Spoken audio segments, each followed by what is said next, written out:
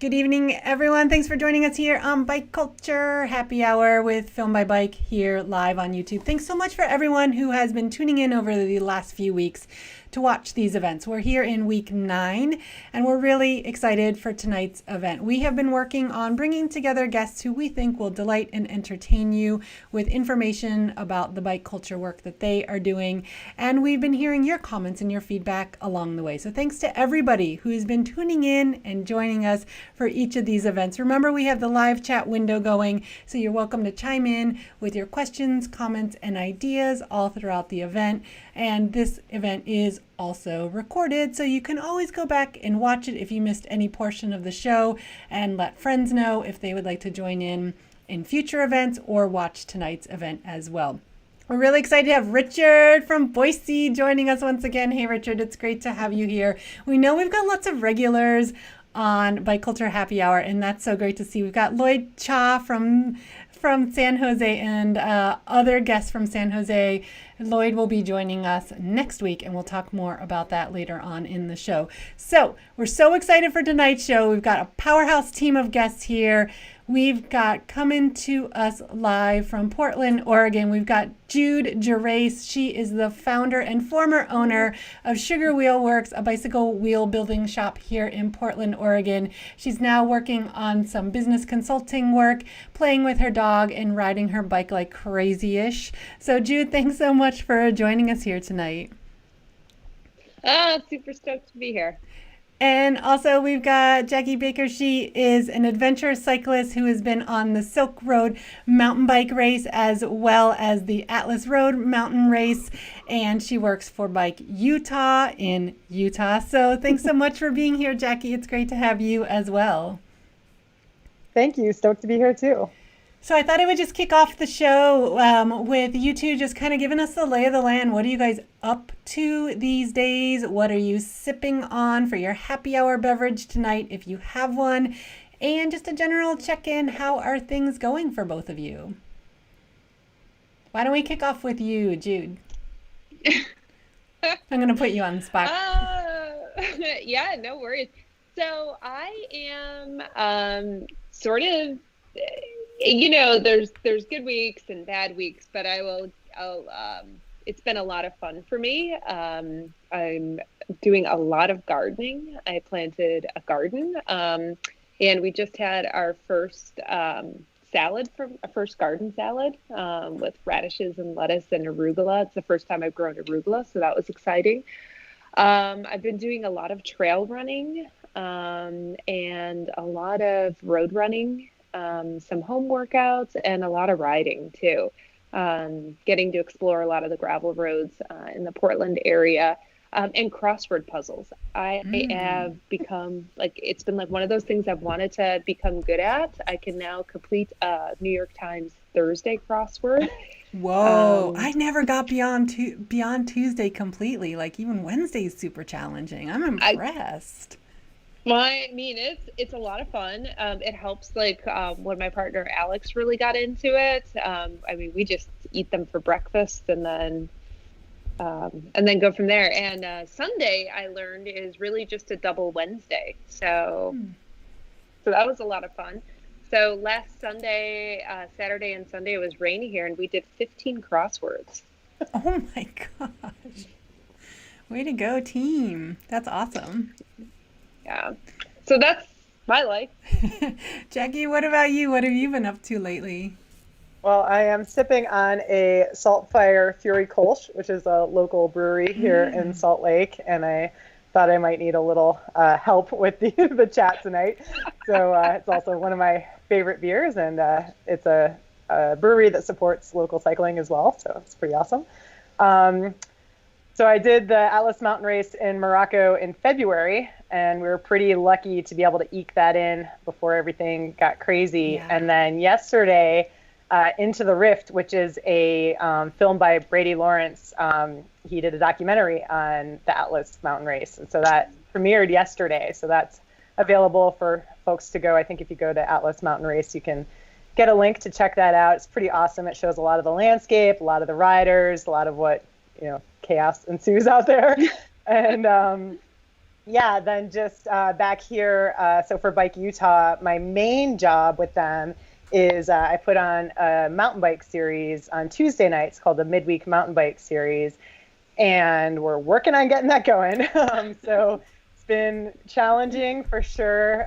We're really, we have a really good crew of racers, and they want to race. It's not going to be like we're used to, of course, but we're trying to figure out some solutions. Since we are a weekly series, there's some added challenges there as opposed to, say, a weekend thing that we could just say, go out and do some riding and come back to us with what you did. We're trying to kind of make sure we can keep people stoked. So that's been a brain teaser for sure, but it looks like we might be able to get started on June 2nd. So that's been taking up some time.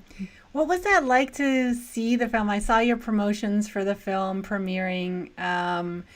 After being there in the thick of it, where your head is just focused on enduring and completing, I imagine it's challenging to even enjoy the landscape because there's so much else going on. But what was that like to get to see that more bird's eye view of the experience? Yeah, I think two of the things that I really took away with this is the first time I finished one of these. I did try Silk Road Mountain Race in 2018.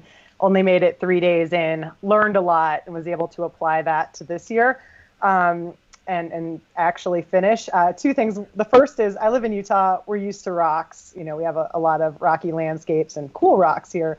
Oh my gosh, Morocco has just the most amazing rock formations. Just at every corner, they go different directions, and it's never a dull moment. So that was really awesome because anytime it was daylight and you're riding, there was something awesome to look at or to hallucinate that you were looking at. Waved at a lot of rocks along the way, and then thinking they were people. But then the other thing is the people. So when we're out racing, even though it's solo, self-supported, pairs can race as well. You're on your own for it, but inevitably with 180 racers out there, you encounter each other multiple times often. And we all have different paces and different things happen. So you end up kind of rolling with the same posse almost throughout the whole ride. And that was something really special that I took away, is that the people were incredible. I never thought that would be my family, but they're my people and I absolutely love them. So seeing the film, remembering all of those amazing landscapes was incredible, and being able to know that other people are getting to see it too and hopefully inspire them. Seeing those faces again and seeing the people that, we met along the way we met them along the way. Because right now, we're seeing everyone on social media, but, remembering folks that were just, having a rough time or having a great time when you were having a rough time, and seeing those faces again was really awesome and definitely a little bit emotional as well.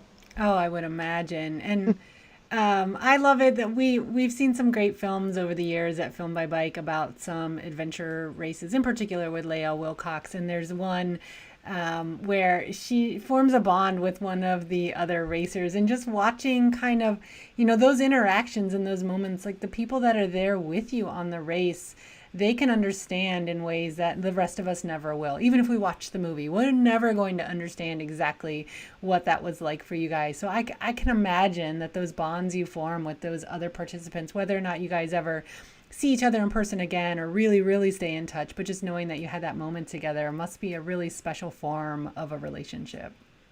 Yeah, it absolutely was. There's Andrea, who there's some emotional scenes with her toward the end. And we had been riding together toward the beginning of the race, and I just got to see her ratchet up and know that she could ride faster and kind of get competitive and keep moving forward and doing so with more and more gusto. It was just incredible at the time. Like, I knew it was awesome what she was doing at the time, just to see her starting to put distance on me and figure out that she could ride faster. And then to see kind of her emotion at the end when she finished and had almost caught Jenny Tuff. I mean, it was just a really awesome moment for sure. I think one of the things I love so much about the ultra endurance cycling adventure realm and of these types of events is that it's like winning is there, but just completing is rad, and even attempting is very cool. So I don't really get caught up in a lot of races, but these types of races I do. And I love seeing riders like you out there and just knowing like, I don't necessarily need to do that, but I do love to follow along with the people who are. And I love the idea that the attempt is amazing alone. And there's something about that because there seems to be a lot of amazing camaraderie between participants, even if they're maybe wanting to win. They're just kind of out there to do it, and they're recognizing that the other people who made it out there are also pretty awesome for making it out there. It's way different than a road race or a track race or something to that effect. That's a little more accessible. Absolutely, yeah. So what's next on your list? Are there other races that you've got on your bucket list or on your list that you'd like to attempt in the next few years? Yeah, so there's one this September called the Utah Mixed Epic, and it's 1,000 miles from here in Salt Lake down to St. George, and it goes through some really cool area south of Salt Lake here called Skyline Drive, and it's really I think it's like it peaks out at like 10,000 feet, but it's a ridgeline kind of 4-wheel drive gravel road, and then it goes down toward Green River in Moab, through Moab, down to Blanding, through like Hell's Backbone and Escalante, and then past Bryce and over toward Cedar City and St. George. So hitting all the big things. Yeah. So I'm going to give that a shot. That sounds awesome. I want to give a shout out to some folks that we've got tuning in the chat. We've got Dar from usually from Portland, but these days quarantining out in Rhododendron. So Dar, it's great to see you there, as well as Sheila, his quarantine partner and partner in life. Sheila says, Jude, that your haircut looks great, but I think it's just pinned back, right? It is. Yeah, I got to see a side view earlier, so. But thank you for that lovely compliment, Sheila. Also, we've got Bethany tuning in from Iowa. Great to see you out there again, Bethany. We always love having you in the chat. Bethany said she just got back from riding and hiking. So cheers to you, Bethany. I hope it was an awesome day out there on the trail, and also biking Eric joining us as well. So folks, if you are joining us live in the chat, we'd love to hear from you. Let us know where you're tuning in from, what you're sipping on for your happy hour beverage. And Eric is tuning in. Eric's tuning in from Klamath Falls. Eric, we chatted on YouTube. I'm so glad that you're joining us here tonight. We're really excited to profile Eric. He has been riding around Klamath Falls like crazy lately, and getting his bike in line and getting the spokes fixed and just getting things up and running. So we're excited to chat more with you, Eric. We'll connect offline at some point, but we want to talk more about what it's like down in Klamath Falls. I'm really involved in the Artist Survival Century down in Klamath Falls, which was meant to be this weekend and is canceled. They held on to the very last minute and just found out last Friday they had to cancel. So I'm a huge fan of that event. And I love that region. I love the Klamath Falls region. So much lovely riding. And we also have in the chat window Brad Nelson from here in Portland. Brad, it's great to see you there. He said he's been to Escalante, the Slot Canyons, and he loves amazing arches. And now, Jude, I know you've ridden out in that area as well, right? I saw you kind of nodding your head a little bit as Jackie was talking about the different regions. Yeah. Yeah, little me. Yeah, actually, right before we quarantined, this whole COVID happened, we were supposed to take 3 weeks off and be mountain biking in Moab. Aww. And I know, that was such a bummer because it was a road trip that I was very, very much looking forward to. But, it's a small sacrifice to make, right? And, I'm not the greatest mountain biker, but I just love doing it. I love being out there. And then you go ride ATCA like it's no big deal. But it's just fun. I don't know. I get such a kick out of it. I love doing it with my dog and my partner, but my dog loves to run alongside of us. And I think I don't know. It's added a layer of joy that I can't explain. It's fun to share a sandwich with someone on the trail that's short and has 4 legs. And I'm not drinking anything for happy hour. I should tell you that. That's such a bummer because I've been wrapped up in so many, I've been having a lot of free play time, which is one day I started cleaning behind the stove, and then the doorbell was apart, and it was so much fun. And I just lost track of time. I don't like the whole notion of time is like a whole different concept for me, which is great. I just do things like kind of when I want to do them. Yeah. So you forgot to get a drink? Is that what happened? Yeah, I've been really trying to support the corner store, and I just forgot to walk down because it means like putting on normal pants. So if you want to, I mean, you should see the outfits I walk my dog in at night. I should be documenting them because they're ridiculous. Well, I do want to use this opportunity to give a shout out to all the amazing trail organizations out there. I know groups like our own here in Portland, Northwest Trail Alliance, are doing some big membership drives right now and fundraising campaigns. I've been riding a lot in, I'm going to give a little shot of my bike here. I've been riding a lot in Forest Park. You can see my bike is absolutely filthy, and it is crowded out there on the trail. A good motivator to get out there early. I'm really excited it's crowded. A lot of friends of mine have told me they've never experienced these trails that are right on the edge of the city for riding or hiking or walking or anything. A lot of people are reaching out to me and saying, oh, is Forest Park even open? So I'm realizing how fortunate I am to know that area so intimately. I'm excited more people are exploring it, but we do know that when all this is over, hopefully, and I'm pretty confident people will still be going out there in ways they never did before. So we need more access to the trails that we have, especially in an area like Portland where they're right around us and we don't necessarily have access to all of them. So I want to give a big shout out to all the amazing trail organizations that do trail work throughout the year and really broaden our access to the trails in our regions, because more than ever we are recognizing the need for those nature spaces. Like, what is giving us sanity right now? Well, clearly here in Portland it's Forest Park. I mean, people are out there in droves. It's amazing. Yeah, I've been going out in the either early mornings, or if you go on a rainy day, or after like 3 o'clock. It's been really manageable. Yeah, that's what I've sort of found. Go on those shoulder times, and that's great.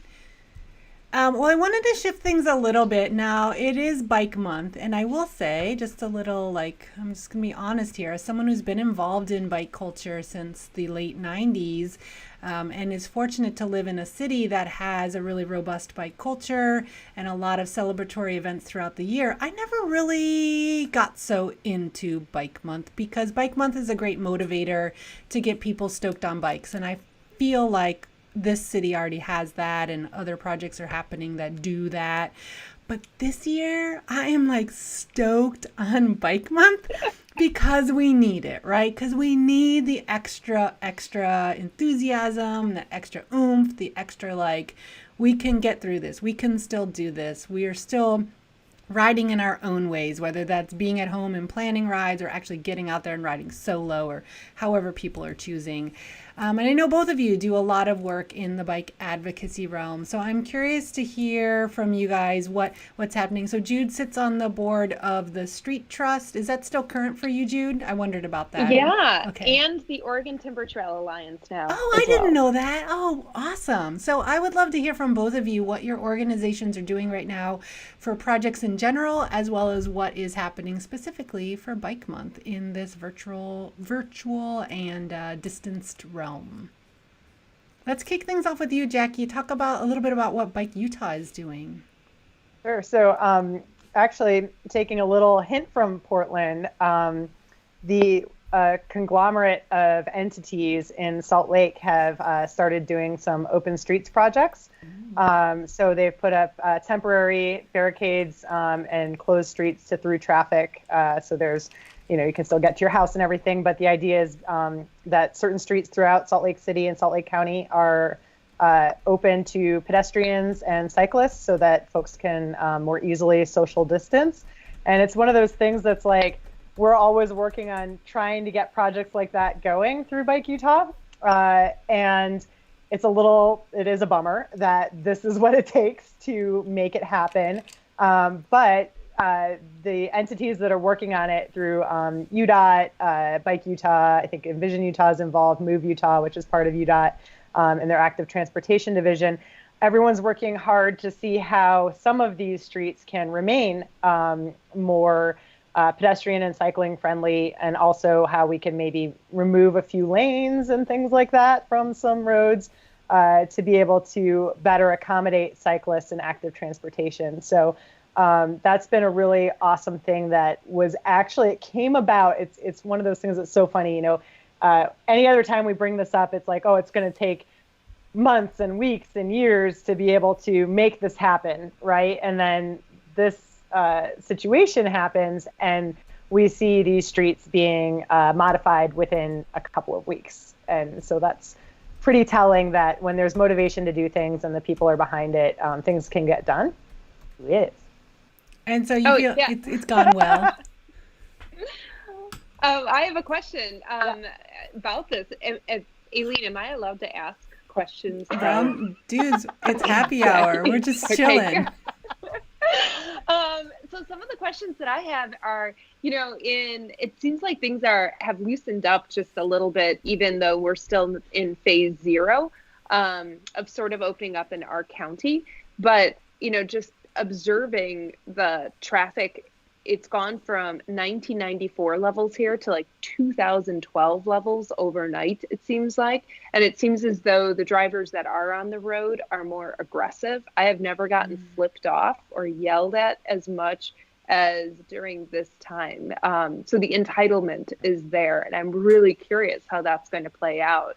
I think it's been, the open streets that we've been doing here, it's been a mixed bag, and I'm curious if transportation summits like in the future, like in 2021, are going to allow for some time to reflect back on this, because there's and create some best practices around this. I think most of us are afraid that everything's just going to snap back and rubber band back to the way it was before, which clearly wasn't working, and clearly we can make changes. There just needs to be that will to be there. But I absolutely love my block that I have. Shout out to Rodney Avenue. Like, these are my people. Seeing them outside, all of my neighbors outside more is, Aileen, I don't know if I've told you this. This is why you can't have me drinking on like live things like this. I just go on tangents. But one thing that, like, if I had to like stand for one thing before I died, it would be this one thing, is that front porches, like getting people out onto their front porches. I feel like that is, yeah. So there's a dude here, I think it was a guy and a girl. I will look up the link. It was on News Story. I'll look up the link and I can send it to you guys so that you can put it on the chat later or something. There was a guy going around a neighborhood just north of me doing what he was calling portraits. And so he was social distancing, but neighbors were coming out onto their porches, and he was taking portraits of them on their porches. And as a way to get to know the neighbors, but then also as a way to kind of engage the community when we were still supposed to be, under lockdown. So that actually speaks a lot to that aspect of being able to have that social aspect while also being outside and not stuck in your home away from everyone. That's so cool. I love that. I feel like my health levels have gone up. Like, the neighborhood kids are giving me updates from, what's going on in their lives. I just think it's a way of knitting together our communities, and the amount of bikes and pedestrians I've seen go by. I saw someone with sidewalk chalk, like, label things around their house. So I started doing that, like what trees are out there, the names of my cats. So cool. I love that idea. That's so fun. Yeah. I also like the idea of talking about what happened this past year, and as we move forward, moving kind of out of this situation and into whatever the next phase is. But we had to postpone the Utah Bike Summit until 2021 because we were supposed to have it April 14th. And then we just didn't really have everybody's moving all of their conferences to the fall, and nobody knows if those will even go. And so we thought we would just move till spring of next year. But that would be a great topic, and making sure that we look back on it and really get some feedback from some different stakeholders about how it went and how it progressed as we go throughout the year as well. I really like that idea. Yeah, and that equity piece as well, that gets so that I know the organization I'm on, or the Street Trust, really values, but is also challenging for various reasons. But I think that it doesn't look the same in every neighborhood, and that it is a privilege to close down the streets. And before one closes down the streets, like how you go back and you work with the communities to be able to determine the best solutions for their neighborhoods. And that's sort of being revealed as like a, like just a weak point throughout the city, I would say. Yeah, I actually, was super stoked about these barricades going up, and they're just, the little A-frames with little signs on them, so you can easily drive around them and everything. But I saw a restaurant just 1 block north of me, and we're in a space where we don't really have a lot of walk-to restaurants, and it's kind of off the beaten path. And, obviously restaurants are struggling right now as it is. And then this street goes right by them. And I saw a post on social media that was like, hey guys, we're still open. You can still drive to us. You can still get to us. We didn't have any say in the matter. And my heart sank, right? Because they're already struggling. And then about the time they can start to, figure out curbside and figure out how to run their business, all of a sudden the street shut down to traffic, which for some folks is great, but for them means people don't think that they can get to them. And that is, causing them a little bit of heartache. And that caused me a little bit of heartache, actually, as well.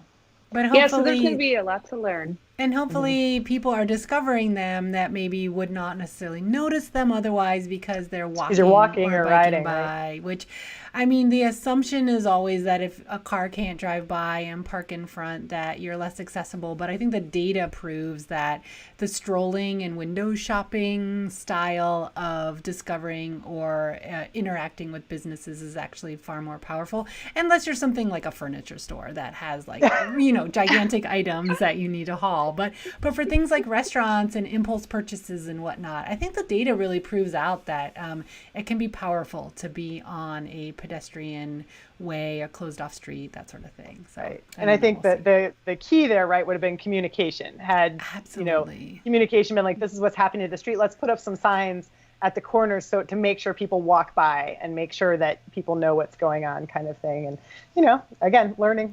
Totally learning. Like, that's what I feel like is kind of the summary of so much of what we're going through, is that there is no playbook. We are figuring it out as we go. I'm so impressed by businesses in the way they've come up with their own protocols for safety and distancing. I went by Breadwinner Cycles the other day, and, they have a system. They encourage people to schedule a drop off in advance and schedule their pickups, and they have a canopy outside in case it's raining, and they open the garage door and they can rest the bike on a bike rack and step aside while the person comes forward. It's just like, no one told them how to do that. They've just had to figure that out for themselves on what they felt was the best practice. And I really love seeing how businesses are really stepping up and making things work at this time as best they can. Oh, Aileen, I am so warmed by how resilient and creative some of these small businesses have been. And, there's that initial shock, that difficulty. There's a lot of figuring what resources are going to be available. Then the distrust of all the things happening, all those things set aside. I have also seen so many small business owners rise to the challenge. And it has been just remarkable and inspiring for me. So I think about that often. Yeah, I loved seeing that here in Portland. Metropolis Cycles started a project, a game, and I'm a big fan of games. I'm just gonna say it. I love me some board games and some bike games. And they started a project where they want people to post. It's not quantity, it's quality, which I love that disclaimer. They want people to post photos of their bikes in front of a mural. And they're giving out prizes. They're just choosing the ones that they think are best. So it's like, go out and take a killer shot in front of an awesome mural, because we have tons of murals here.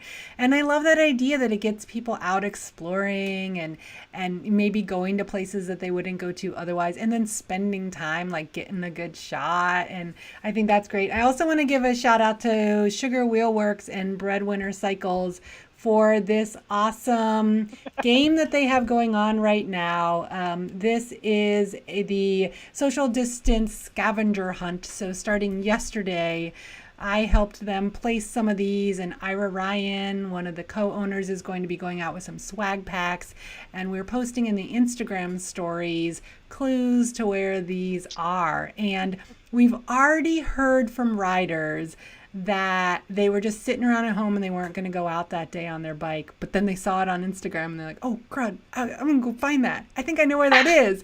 So Kate Walker went out yesterday. She found one of these on the Bryant Street Bridge. Some other fella sent his kids out to play. He happens to be a bike guy, and he's like, get out of the house, go play. The kids came back with one of these that they had found in their neighborhood at one of those semi-closed off greenways, those pedestrian walkways during this time. So it's been really neat to see that, and we're having a lot of fun with it and, gamifying things. And I just love that ingenuity. Like, what can businesses do to stay relevant, to get their brand out there, and to entertain their customer base at this time and give people some distraction and some activity. So I love that Ira came up with this idea. If folks are in the Portland region and want to play along, this game is going on probably through Sunday, if not maybe a little further, until we're out of swag packs and spoke cards. So stay tuned to the stories on both Sugar Wheel Works and Bread Winter Cycles if you want to play along. There's stuff out there right now, and I tell you, there's some stuff in Forest Park. Just saying. It's pretty obvious, though. If you look at the clues, it's like pretty obvious it's Forest Park. So I love it. I love it. See, that creativity, that connection.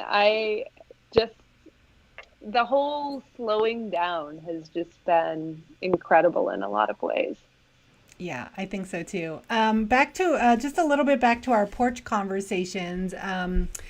Sheila says they're portraits. That's what she wants to call those, porch portraits. I love that. I think that's really clever. I think a lot of what people love about cycling, that ability to be, especially when you're touring and whatnot, that ability to be a little more exposed and accessible, and you can have conversations with others in the world around you. You can smell things, see things that you wouldn't see inside of a car.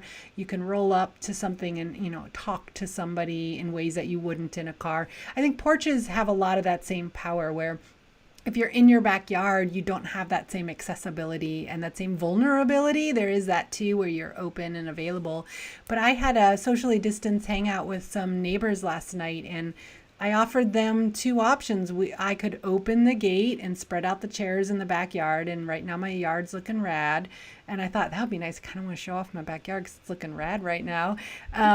Or we could sit out front, and they just wanted to sit out front. And it wasn't for any sanitation reasons. Like there was nothing they needed to touch to get into the backyard, and we could still sit very far apart. But they loved the idea of being out front and just kind of watching the neighborhood right now. And I think there's a lot of that resonates with me on the same level of what I enjoy about exploring by bike and being more open and available. And I think that's really great to see. So also, I want to give a shout out to everyone in the chat window. We're really enjoying seeing your comments and the conversations that you guys are having amongst each other out there. If you guys have any questions for our guests, we would love to hear from you. We know that some of you have just joined us on the chat, so I want to let you know that we are talking to Jude Gerace. She sits on the board of the Oregon Timber Trail as well as the Street Trust here in Portland. She is the founder and former owner of Sugar Wheel Works, a bicycle wheel building shop here in Portland, Oregon. And also joining us from Utah, we've got Jackie Baker. She's the Community Relations Manager, Director at Bike Utah, as well as an adventure racer who's been on the Atlas Road Mountain Race, as well as the Silk Road Mountain Race. So big adventure rides there. What are some other ways that you guys are dreaming big? Has this time altered how you're thinking about bike adventures you want to take, or non-bike adventures that you guys are interested in doing? And what are you doing to prepare for some future trips? Well, Jude, you said you were running a lot during this time, and I go back and forth between riding a lot and running a lot. And I coming back from Morocco, I was in a bit of a hole, and I needed to chill for a minute. I was originally going to go do Belgian waffle ride on Cinco de Mayo, or that weekend. but they postponed till November, which is just fine. I took a minute to kind of relax a little bit, but then with everything going on, it felt weird to be on the bike, honestly. Like, partially, I think my body wanted to be off the bike for a minute, but then also, there was so much kind of nervousness about should you be riding, should you not, at the start of all of this. And I also found that it was easier, especially because it was getting so crowded with riding. And here in Utah, the high country is still under snow, so it brings a lot of riders down low as well. So it kind of keeps us all in one small space. And so I found that, like, just changing the other side, going to the other side of the road and that kind of thing was a lot easier, while running than while riding. When I ended up running 20 miles the other day, I built up to it. I didn't just go out and do that, but I ran 20 miles and now I'm good on the running for a while. So wow. I don't need to do that anymore. But then this weekend, overachievers, like, chill. It was will ya? Slow. Don't worry. I was out there for a long time, but I'd done 18 before. I just never done 20. And I don't think I ever need to do more than that, but we'll see what a couple years from now looks like. 15 is the sweet spot for me. Yeah, I think that's where I should have called it. I mean, especially since you can't, like, easily stop for, like, there's no coasting or a Snickers bar or something, like a hamburger. I don't know. Like, it is definitely nice to eat on the bike, for sure. Yeah. But then this weekend I'm gonna try. So there's two things that are kind of happening this weekend. Reba has her Giddy Up challenge. Everybody's Everesting this weekend, but that doesn't really interest me. And then because Dirty Kanza was canceled, there's the Dirty Canceled, which is like you're supposed to ride all these puns. You're supposed to ride whatever you were gonna sign up for. And I wasn't signed up for Dirty Kanza or anything, but I am going to try to do a 350 miler with about 21,000 vertical this weekend, which kind of combines the two. It's not quite Everest and it's not quite Kanza, but it's at least a weird big ride while everyone's doing their weird big rides. And so 350 over the course of 2 days? 3 days. 3 days. I'm going to try to do it. It's going to be like a little under 48 hours is what I'm going to try for. And mostly because it's going to be in weird spots that I don't want to like I'm excited to check out the daytime stuff, but I don't necessarily need to like camp out at night where I'm going. So, and I've got some friends hanging out here and there on this little ditty as well. So I love this little ditty. I love Jude's face right now. I'm like, oh my gosh! Like, I'm like plotting out once everything is like super free and clear to go. We have a little Airstream, and this is like how I'm gonna enjoy mountain biking: is nice, comfy bed at night, lots of fun, campfire, like. I don't know. I very much admire your grit and drive, and I am sure that at some point I will maybe be inspired to do that. But yeah, I think you're crazy in like all the best possible ways. Like, and I'm sure you're used to hearing that. There's some demons there. But you know what's funny is several years ago, so I used to race a lot of like cross country and gravity racing back in the day, and I did the Cape Epic in 2012.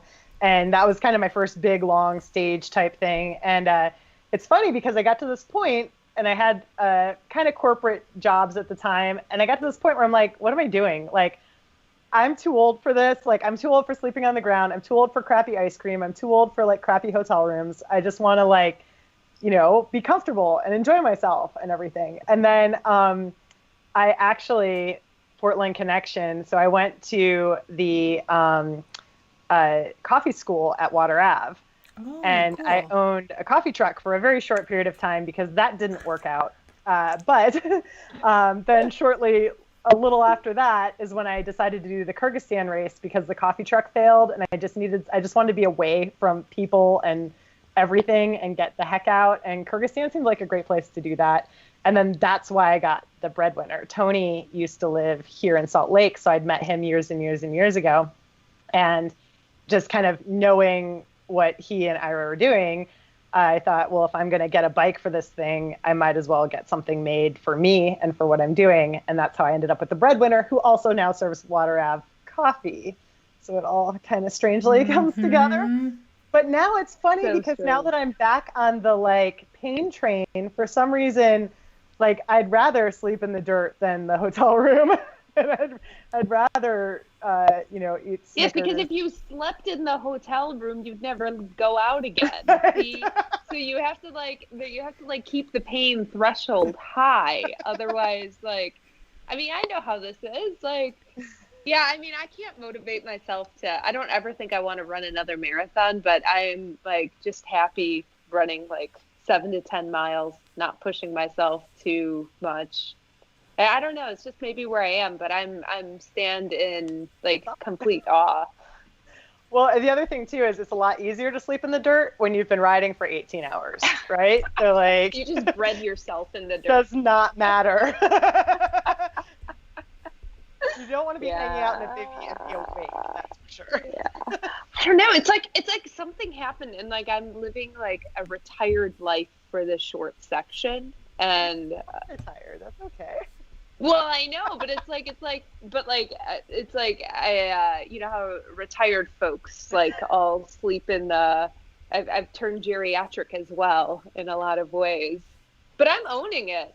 I'm loving it. Yeah. It's wonderful. Yeah, own that retired life. You did refer to cleaning behind the stove as fun earlier in this conversation. I'm glad you caught that. I didn't even catch that. The doorbell, taking apart the 1940s Liberty doorbell was the best part.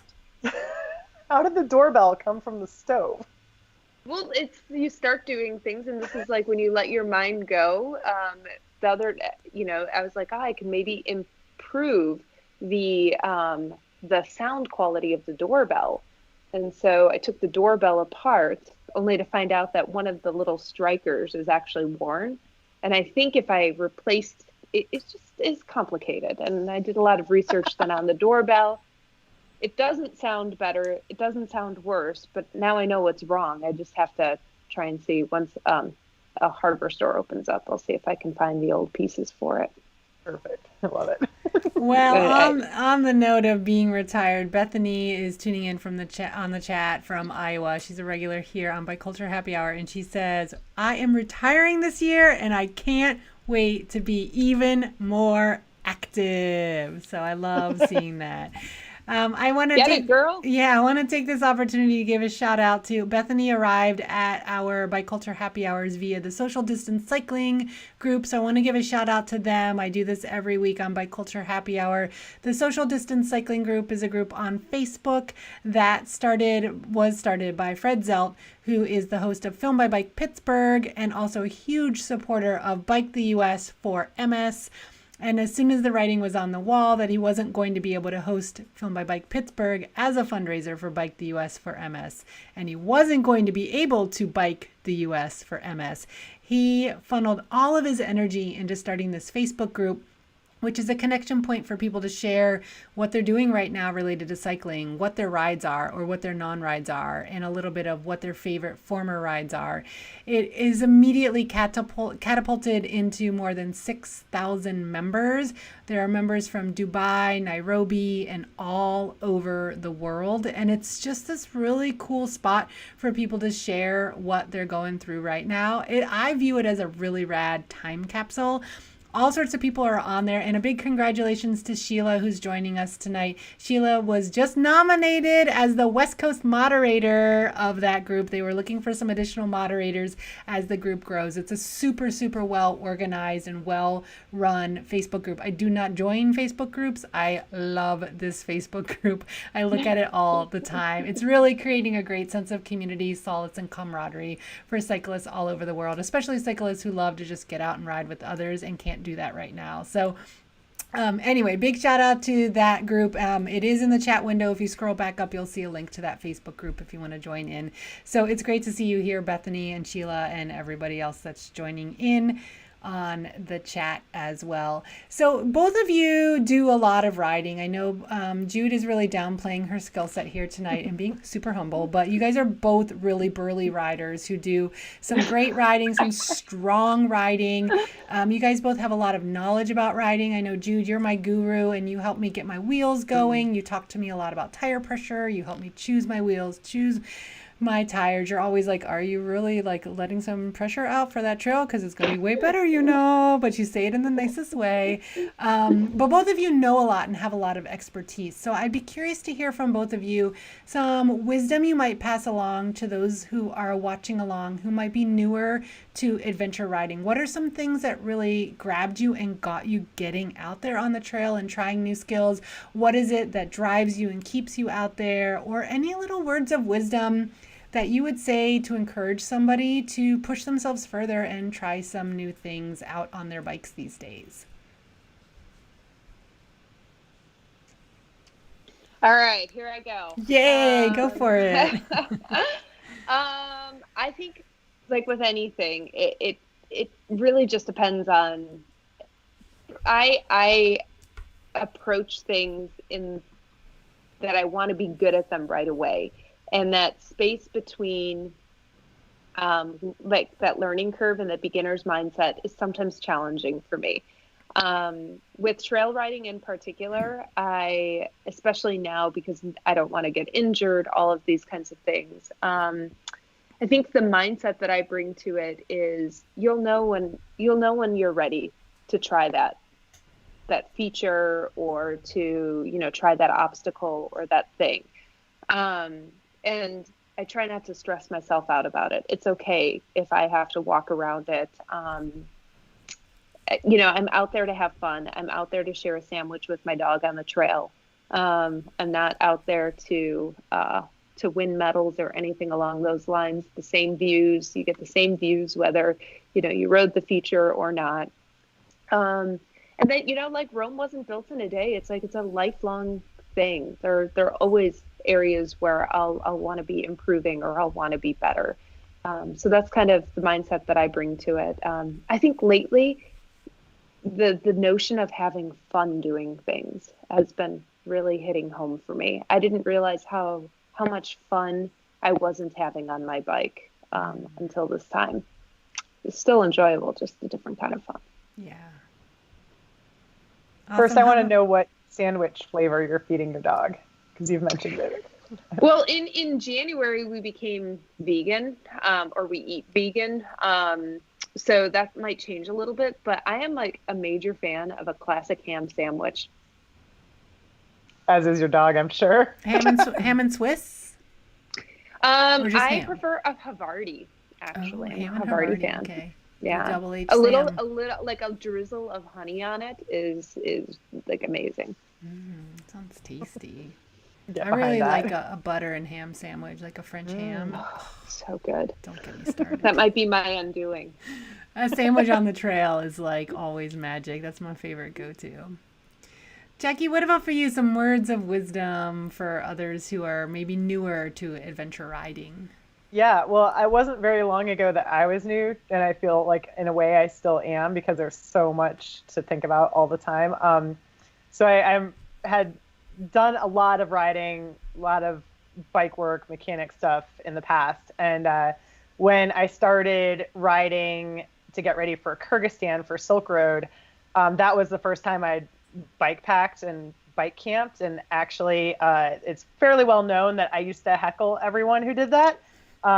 So my friends who first said, they were in California and they're like, hey, we're going to go bike pack to this campground and then we're going to hang out there and then we're going to ride back. And I thought, well, that's the worst way to do it because you're going to be slow and miserable on the way there. You're going to get there and you're not going to have all the fun stuff like you would have at the Airstream, right? Because you can't carry it all. And then you're going to be slow and miserable on the way back. That just sounds dumb. And why would you do that? This is also at the time when I thought, I don't want to eat crappy ice cream and I also want to stay in nice hotels. And then when I decided I wanted to be out in the middle of nowhere and away from all the people and not have an agenda for when I needed to get back, I think there's something to be said And I feel this even when I ride my mountain bike now, and I often ride, say, with a water filter, where I didn't before. There's something to be said for I need to get back because I don't have enough water to finish a ride, or I need to get back because I'm going to run out of food or daylight or whatever that, parameter might be. When you're bike packing, you have your water and your food and the means to acquire more, and your lights and all of that. And so you can just kind of sleep wherever you want because you've got your sleep kit with you and ready to go. Daytime naps are an exciting thing that I never really thought about before. And so when I started getting ready for Kyrgyzstan, I mean, it was all new to me as far as like, how do I pack a saddle bag, like an actual, saddle? It's a 14-liter saddle bag. How do I pack a bar bag? Do I need this other bag? Do I not need this piece? And so the gear aspect and the equipment kind of trial and error side of things was, I think, what actually hooked me, because I already knew I could ride a bike. It was just a matter of, could I handle the logistics and things like that? So as far as someone new coming into it, whether you're new to riding or new to, say, bike packing, it really comes down to, just trying and going out for a short period of time where, if things don't work out, you can make it back to the car pretty easily, or a short little jaunt on the trail. Don't get in over your head right away. Definitely from back in the day when I first started riding, it's amazing that I actually kept riding, because all my friends would go out and just like ride trails that I had no business being on, and I would just come back super bloody. And I guess that's a testament to how not smart I am, as I would keep going back out.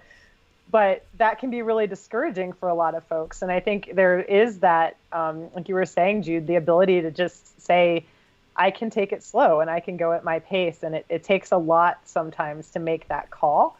But that's the thing, like taking it at your own pace is the thing that actually got me through Atlas.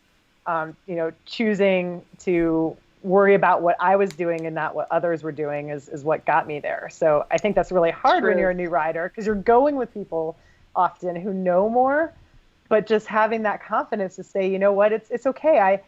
I don't feel confident riding that right now, or I don't feel confident going that far. But guess what? In 2 or 3 weeks or months or years even, you'll be far beyond where you thought you were going to be. Yeah, that's awesome. I And love a that. ham sandwich and a dog go a long way. Oh my gosh, that's awesome. I will say for me, I'm a late in life cyclist. I really did not get comfortable riding a bike until I was 17, and really not until after that. And I definitely didn't get comfortable on anything that wasn't paved until I got my gravel bike a year ago and some change. And for me, what's been awesome is like I was very involved in a mountain bike event. I ran it for many, many years. I understand all that. I'm in the cycling industry. I see that stuff. I can write about it.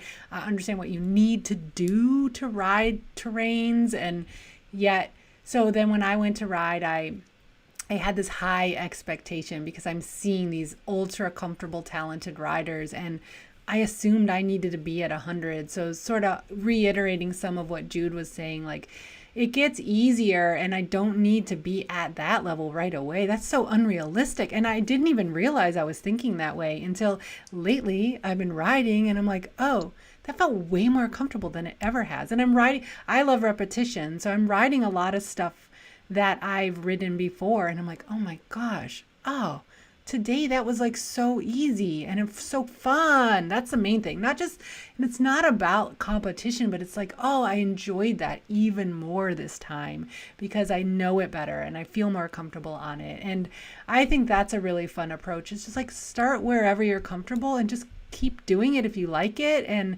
it's going to get better and it's going to get easier and more comfortable. And to me, that's been a real revelation in the last year. So it's awesome. And I want to thank you, Jude, for all your support and wisdom along the way. You've really helped me turn into way more of an adventure rider than I always wanted to be, but never thought I could be. So, and my gravel bike is a big part of that. It was somewhere in there. I think it's also really cool right now, just where we are as a cycling industry there are so many ways to ride. You can ride your gravel bike on the road. You can ride your gravel bike on single track. You can ride you can commute on multi surfaces now. You can, and feel comfortable. And there's just, nothing. I guess there's more freedom because there's so many different ways to use your bike and so many different bikes to use on different types of terrain. And that's something that's just been so cool. And something that I'll say too is that at these adventure races, when you start looking around and seeing what everyone's riding,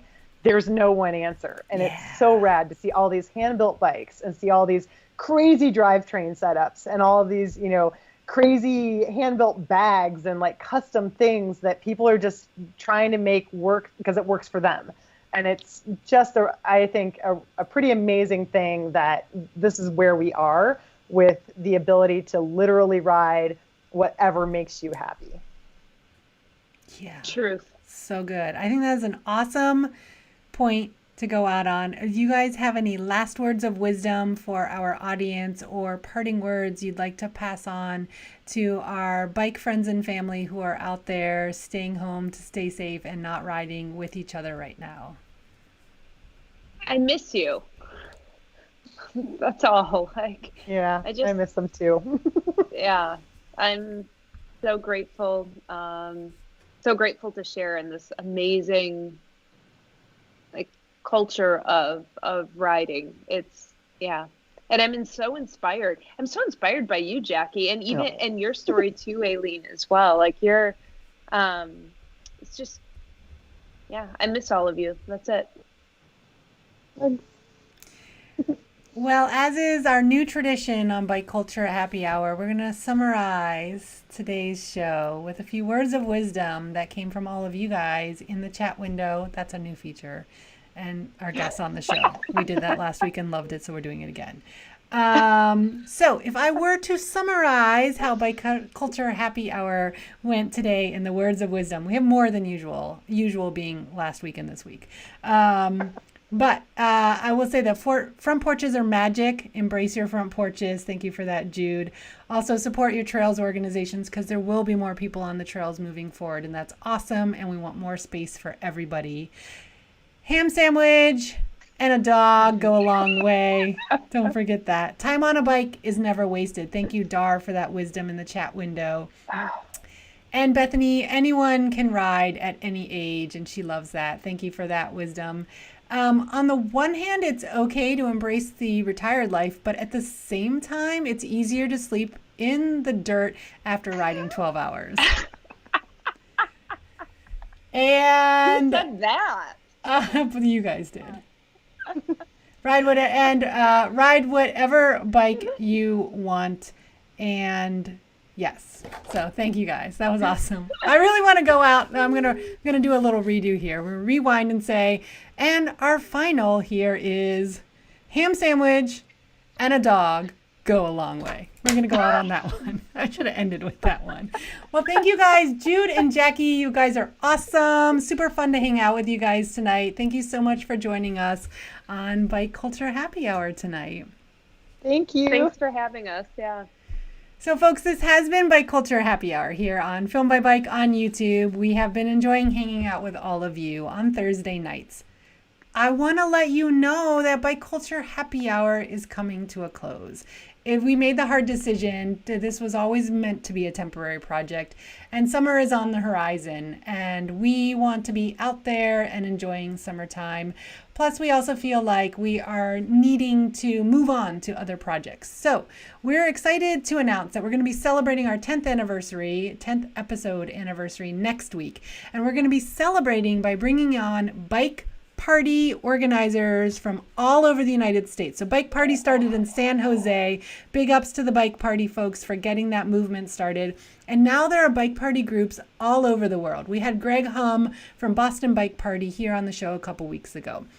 So we thought, what better way to celebrate our 10th episode than have some bike party representatives on the show? That's next week. And then our 11th episode, which will be our final episode, is our gift to the world for bike culture. We are going to be bringing on organizers of the Pedalpalooza event here in Portland, which regulars have heard us talk about before. It is usually 350 events in the month of June that are free and open to the public and organized by everyday folks. This year, Pedalpalooza is happening, but it's going to look very different. And I'm really inspired by the ingenuity of Pedalpalooza in the way they're approaching the event this year, and how there will be these distanced and virtual events, and events that just don't involve gathering as groups. So I'm excited to have our final program in 2 weeks here, same time, same place on YouTube.